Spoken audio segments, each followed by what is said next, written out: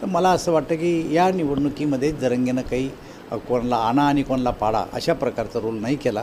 त्यांनी स्वच्छ सांगितलं होतं ना, सत्ताधाऱ्यांना पाडा. हे बघा, कोण कोणाला कसा प्रश्न विचारतं त्याच्यावरून समोरच्याचं उत्तर येतं, त्यापैकी ते उत्तर आहे. जरांगेतून तुमचं जमण्यासारखं नाही आहे भाजपचं, ज्या पद्धतीनं फडणवीसांवर थेट आरोप होत. जरांगेचं आणि आमचं भांडणच नाही मुळात. त्यांचा लढा हा आरक्षणाच्या बाजूचा लढा आहे आणि त्यामुळं ते त्यांचं काम करतात. आमचा आणि त्यांचा कुठेही वाद झालेला नाही. पोलिसांनी केलेल्या लाठीमाराच्या संदर्भात त्यांचा रोष आहे. आता सरकार म्हणून पोलिसांनी लाठीमार केला आणि तो लाठीमार का केला याबद्दल जरांगेचा रोष आहे.